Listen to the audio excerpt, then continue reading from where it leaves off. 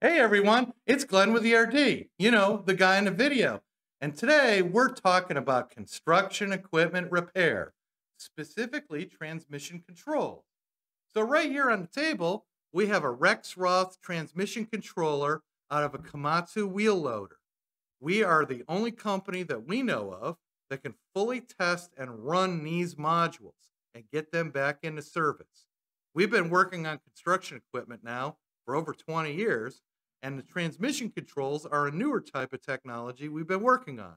You can see it's a little computer fully ready to control all the pneumatics to make the four-wheel drive work on this wheel loader. So we designed an in-house simulator, which you can look below at the link that'll show you that part running after we're finished. And we have now 100% success on this module.